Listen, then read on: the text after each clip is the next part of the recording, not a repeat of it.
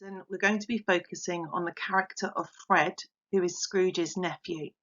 And the lesson objective is to understand how the character of Fred is presented in the novella and how he can be contrasted with Scrooge. So when we're looking at a 19th century text, there is a good chance that you're going to come across some words that you might not understand the meaning of. So some of the key vocabulary that you're going to come across in this section of the novella include the word bleak, which means cold and miserable, ruddy, which means red colour, palpable, which means to stroke or to touch, dingy, which is gloomy, dismal, which is similar to gloomy, but it's more to do with a mood of gloom or depression. Replenish means to fill something back up again. Comforter, in this particular section of the novel, it means a woolen scarf, but it has other meanings as well. Gaily means happily. Morose, ill-tempered. Veneration means great respect. Sacred, great respect or holy. Origin means beginning. Impropriety means improper behaviour. And homage means special honour or respect. So let's read through the next section of the text. Once upon a time, of all the good days in the year, on Christmas Eve, old Scrooge sat busy in his counting house.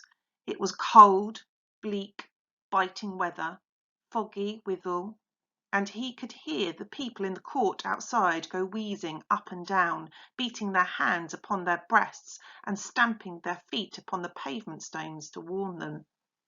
The city clocks had only just gone 3, but it was quite dark already. It had not been light all day, and candles were flaring in the windows of the neighbouring offices like ruddy smears upon the palpable brown air. The fog came pouring in at every chink and keyhole, and was so dense without that although the court was of the narrowest, the houses opposite were mere phantoms.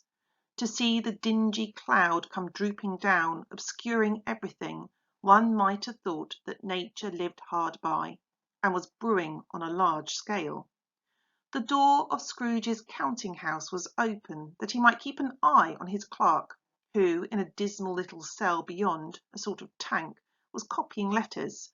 Scrooge had a very small fire, but the clerk's fire was very much smaller, that it looked like one coal, but he couldn't replenish it, for Scrooge kept the coal box in his own room, and so surely as the clerk came in with the shovel, the master predicted that it would be necessary for them to part. Wherefore the clerk put on his white comforter and tried to warm himself at the candle, in which effort, not being a man of strong imagination, he failed. Okay, so let's look at that section of the story again. So looking at the first opening paragraph, we've got Dickens setting the scene for the reader. It starts with Once Upon a Time, which is the same opening as a traditional fairy tale.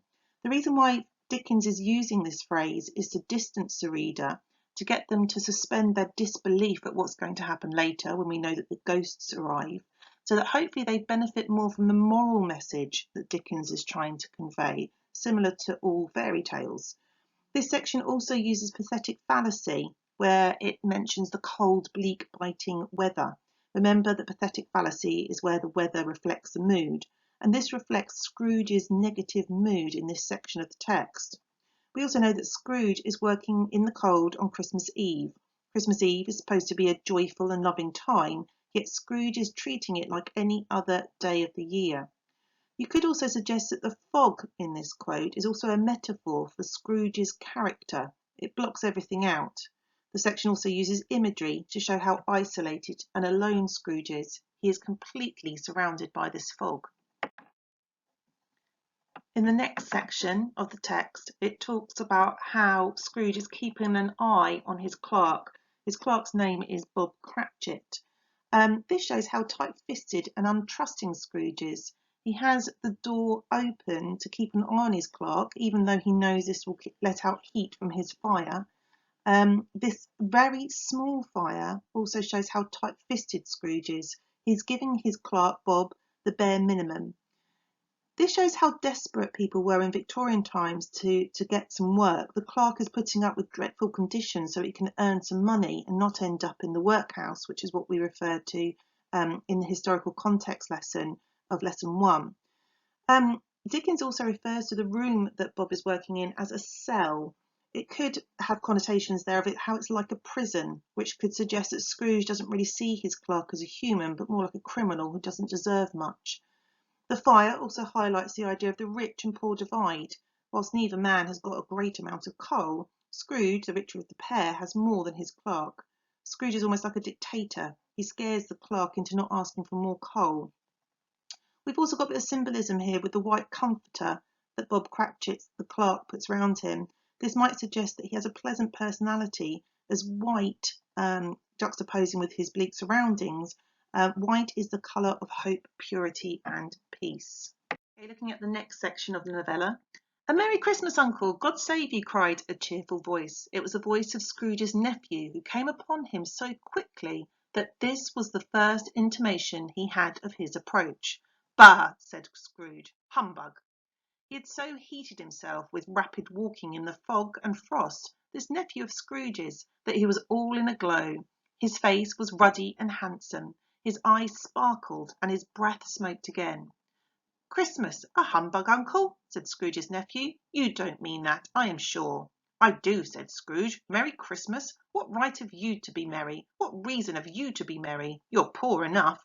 "Come then," returned the nephew gaily. "What right have you to be dismal? What reason have you to be morose? You're rich enough." Scrooge, having no better answer ready on the spur of the moment, said "Bah!" again, and followed it up with "Humbug!" "Don't be cross, Uncle," said the nephew.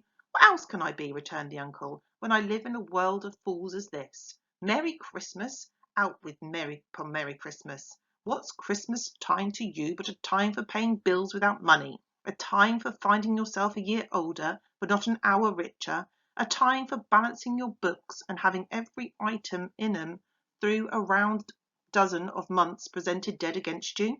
"If I could work my will," said Scrooge indignantly, "every idiot who goes around with Merry Christmas on his lips should be boiled with his own pudding and buried with a stake of holly through his heart. He should." So just a few paragraphs ago, the narrator stated that not even children dared to speak to Scrooge. But here is Scrooge's nephew, happy and exuberant, coming to wish his uncle a Merry Christmas. Perhaps there is a hint that he sees something in Scrooge that can be saved. Scrooge's nephew is presented as a very nice and caring person who is poor compared to Scrooge, but he is rich compared to the poor. Both Scrooge and his nephews are embodiments of the wealthier middle class, but Scrooge represents the capitalists, specifically the readers that Dickens is trying to impact, and Fred represents the socialists in society here. A humbug is fraud, means fraud or trickster. Humbug can also mean trickery, bunk or nonsense. In this context, Scrooge uses it to describe Christmas holidays as a fraud. The description of his nephew, however, is positive. It shows Scrooge's nephew as jolly, which contrasts to Scrooge's description earlier, showing him to be dull and cold. In contrast to the icy imagery of Scrooge, the nephew's breath smoked because the air was cold and his breath was hot, as he was full of warmth and had been walking. This again is in comparison to the coldness as used to describe Scrooge. In this section, Scrooge's nephew is having difficulty understanding someone who doesn't like Christmas. Scrooge indicates that only money can bring happiness. He believes that since his nephew is poor, a poor young man, he shouldn't be happy. Yet ironically, it is Scrooge who is the rich old man who is truly unhappy. Scrooge's nephew cleverly spins the question against Scrooge. If he has money, why should he be angry? The use of violent imagery from Scrooge suggests the anger and rage he has for Christmas. Scrooge is the complete opposite to Fred, who is a happy and joyful man. So looking at the next section of the text. "Uncle," pleaded the nephew. "Nephew," returned the uncle sternly, "keep Christmas in your own way and let me keep it in mine." "Keep it?" repeated Scrooge's nephew. "But you don't keep it." "Let me leave it alone then," said Scrooge. "Much good may it do you, much good it has ever done you."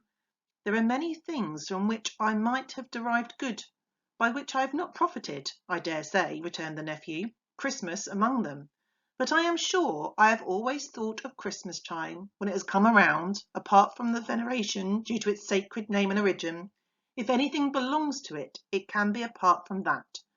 As a good time, a kind, forgiving, charitable, pleasant time, the only time I know of in the long calendar of the year when men and women seem by one consent to open their shut-up hearts freely and to think of people below them as if they really were fellow passengers to the grave, and not another race of creatures bound on others' journey. And therefore, uncle, though it has never put a scrap of gold or silver in my pocket, and I believe it has done me good, and will do me good, and I say, bless it. The clerk in the tank involuntarily applauded. Becoming immediately sensible of the impropriety, he poked the fire and extinguished the last frail spark for ever. Let me hear another sound from you, said Scrooge, and you'll keep your Christmas by losing your station. You're quite a powerful speaker, sir, he added, turning to his nephew. I wonder you don't go into Parliament. Don't be angry, uncle. Come, dine with us tomorrow.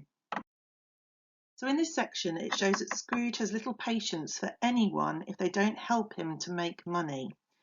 It shows that maybe Scrooge does care for his nephew a little bit, because he doesn't actually tell him what to do, but just tells him to mind his own business. Perhaps this foreshadows the change that Scrooge is going to go through. Maybe there is actually some good in him. This section also shows how isolated Scrooge has become. He can no longer imagine what happiness is like because he hasn't felt it for many years. He can't see what good Christmas does because he has long forgotten happiness. Dickens emphasises the contrast between Scrooge and his nephew again here by establishing the nephew as a socialist against Scrooge's already revealed capitalist views. At the end, we've got the clerk clapping. Bob Cratchit shows a brief moment of spirited resistance before falling silent again, probably fearing for his job. The frail spark of fire he accidentally extinguishes is like his own frail spark of courage that has just died out. So reading through the last section in this lesson, Scrooge said that he would see him. Yes, indeed he did. He went the whole length of expression and said that he would see him in that extremity first. But why? Cried Scrooge's nephew. Why? Why did you get married? Said Scrooge. Because I fell in love. Because you fell in love? Growled Scrooge, as if this were the only thing in the world more ridiculous than a Merry Christmas. Good afternoon. Nay, uncle, but you never came to see me before that happened. Why give it as a reason for not coming now? Good afternoon, said Scrooge. I want nothing from you. I ask nothing of you. Why cannot we be friends? Good afternoon, said Scrooge. I am sorry with all my heart to find you so resolute. We have never had any quarrel to which I have been a party, but I have made the trial in homage to Christmas, and I'll keep my Christmas humour to the last. So a Merry Christmas, uncle. Good afternoon, said Scrooge, and a Happy New Year. Good afternoon, said Scrooge. So just looking at that section again, despite Scrooge insulting his nephew, Scrooge's nephew embodies the Christmas spirit and how we should forgive each other, and still chooses to invite Scrooge in a cheery manner. Scrooge disapproves of his nephew's marriage because he married before he was financially stable. Fred seems to have prioritised love over money. The question, why can't we be friends, is full of emotion, which is in contrast to Scrooge, who does not show any emotions other than anger. It's kind of like a desperate cry from the nephew to save his uncle and what's left of their family. As far as we are aware, there is only 2 members of the family left.